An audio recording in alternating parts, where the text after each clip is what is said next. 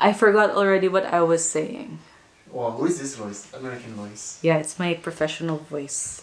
What's up mga kababayan? I'm Kring, your tita abroad, and I will tell you how I got into New Zealand under a student visa and how you can apply as a student too. I have my notes here so I could give you accurate information. I got to New Zealand last 2017, January 2017, and I never really planned on going here. I was very happy to stay in the Philippines. I was happy to just imagine my life there, to grow old there, but my parents decided na, teka, baka magandang mag-explore ka naman overseas. They have friends in New Zealand who are working in the education sector, and they suggested, why won't she try studying here? At first, I really didn't want to, but they planted the idea in my head. So the more I thought about it, the more na naisip ko na, sige, try natin, wala namang mawawala. At bakit nga naman hindi tayo mag-aaral sa New Zealand? New Zealand is not known for its education, but actually it does provide very good quality education. In fact, its 8 universities are part of the top 3% in the world in terms of quality. And New Zealand also regularly checks, it has a government body that checks the education standards of each school. So they make sure talaga na on par yung education ng New Zealand with the rest of the world. So I applied for a fee-paying student visa, but disclaimer, I am not an immigration agent. So if you really want someone to help you through the process of applying for your student visa, it would be best to talk to an immigration agent. But I will walk you through the steps that I have undertaken so that I could pass with flying colors and actually go here. So what is the fee-paying student visa? The fee-paying student visa is a student visa that you apply for if you are studying full-time in New Zealand. You will need to pay the full cost of your course and enroll with an approved education provider. You will have to pay for your tuition here, and I do admit that I was in an extremely privileged position because my parents paid for my education and we were financially secure enough to do that and also to go through this process. If you think that the student visa is not for you, there are so many options to be able to go to New Zealand and other countries. There is the work visa, working holiday visa. You can get scholarships. If you have relatives overseas, they can sponsor you.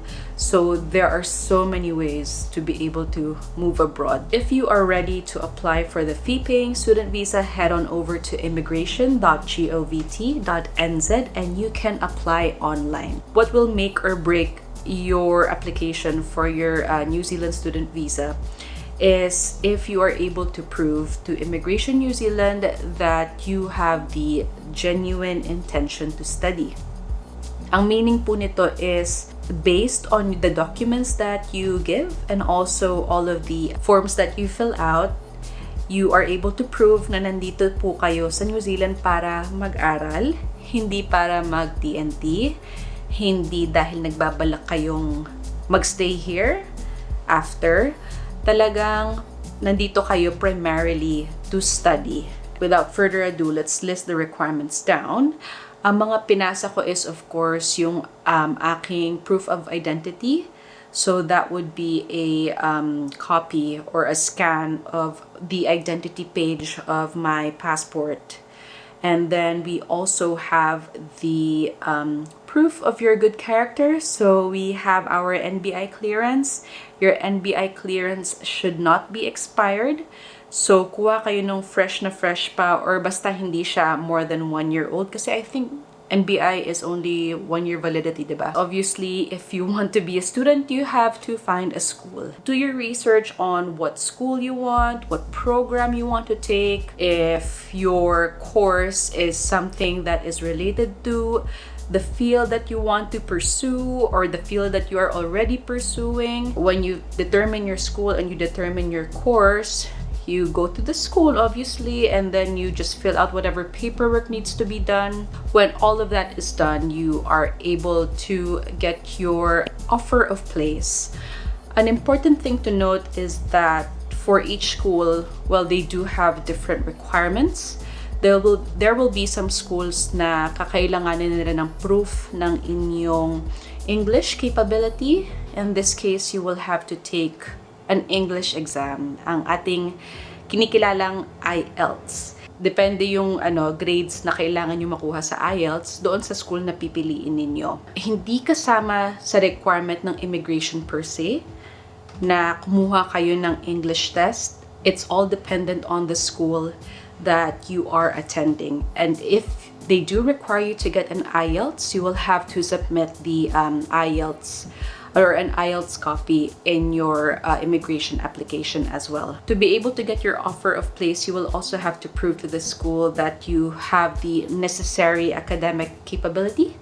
So, sa time ko, ang binigay ko ay yung aking diploma at saka yung transcript of records ko.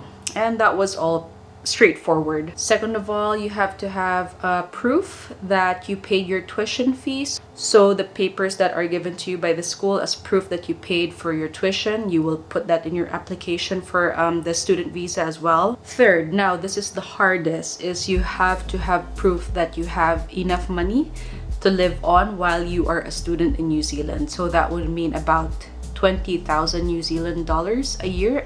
That would be 700,000 pesos. You could show this in a number of ways, no? You could have that money in your bank for about 3 months, so you have to have your bank statement to prove that. You could have your family undertake that financial responsibility, in which case they will have to fill out a form stating that yes, they will be financially responsible for you, and they will have to provide their bank statements too.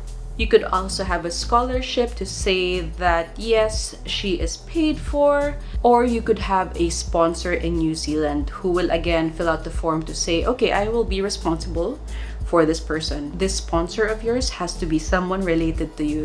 It has to be a friend or a relative, not, of course, not a random stranger. Next one is you have to have proof of good health. If you are staying in New Zealand for 12 months or more, you will have to provide an x-ray and a medical from an approved panel physician sa Pilipinas. So sa website ng Immigration New Zealand, they will have a list of doctors and hospitals that are approved by the New Zealand government to do that test for you. If you are staying less than 12 months in New Zealand, they may not be necessary, but it's best to check with Immigration New Zealand. I think kakailanganin nyo pa rin sila, but I'm not sure. Another part of the requirements is your medical and travel insurance. You have to have both of those. And this was also straightforward because I think that if you enroll in a school, they will also be able to assist you with your medical and travel insurance. In my case, when I enrolled, kasama na yung medical and travel insurance doon sa kumbaga package na binigay sa akin. As long as you state with the school that you will need that, they will offer that for you. And you also have to provide proof of your onward travel. Kumbaga, after ninyong mag-study sa New Zealand ay may balak na kayong umalis. So you can prove that by either having an airline ticket for your departure from the country, or you can also have just the funds on top of your living expenses, on top of that 20,000 New Zealand dollars, to be able to buy an airline ticket kung aalis na kayo. So ito lang yung proof no na hindi tayo magti-TNT. So yes, that is the bulk of the documents that you will need. You will also have some forms to fill out which are available in the Immigration New Zealand website. They will lead you to it easily. They will give you the forms easily.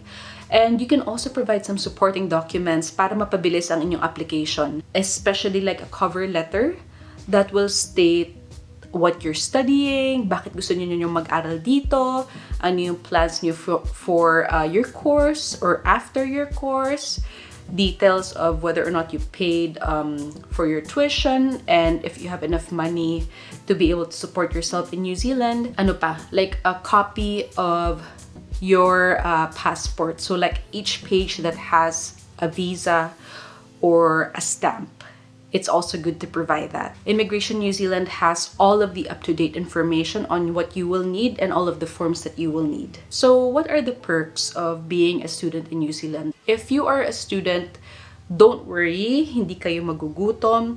You are given 20 hours per week to work. So you can work part-time. Nung estudyante pa ako, ang dami kong tinrabaho.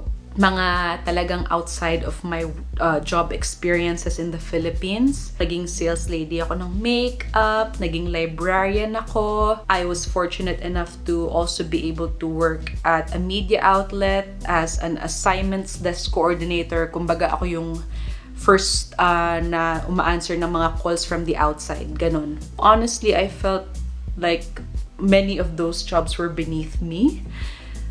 Real talk, pero of course, kinailangan natin mabuhay, and it really did humble me kasi hindi porket may experience ako sa Pilipinas ibig sabihin I will have that foundation to build upon here. So I think that's one of the things that you will have to mind your expectations on is your job experience in the Philippines or elsewhere might not be a strong foundation when you're moving to a different country. Each country would prefer local experience, and it'll be a bit of a challenge to get that first job. But once you get that, it makes it so much easier to apply for your consecutive jobs. After your studies, you also have the option to stay here and apply what you learned to help New Zealand's economy. You will get a job search visa which is provided to students. So, kapag naging estudyante ka sa New Zealand, pwede ka mag-apply ng parang job visa dito para makahanap ka ng trabaho.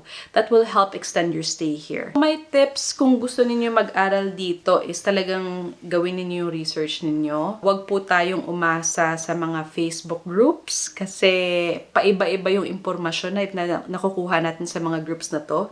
Sometimes maganda yung information, tas bigla siyang i-post ng ibang commenters. So to get the most accurate information, you have to go to Immigration New Zealand's website. Let's prepare our documents very early. Huwag po tayo mag last minute. I think obvious naman yan. And when you submit all of your papers and your forms, you will have to pay about, how much was it again? 14,910, so almost 15,000 pesos for that application doon sa Immigration New Zealand website. And it will take about, at the maximum, 44 business days before you hear back from Immigration New Zealand. Kung magaganda naman at solid yung documents ninyo, walang laylay, at kung na-prove ninyo that you have a genuine intention to study, you will get that student visa. So, yun lang yung share ko sa ngayon. Kung meron kayong mga tanong, of course, go to the comments, and of course, like and subscribe. Oh my gosh, feel like a YouTuber to my channel. And until the next time, maybe the next 2 weeks, see you. Paalam, this is your Tita Abroad. Whee! Good job po! Thank you.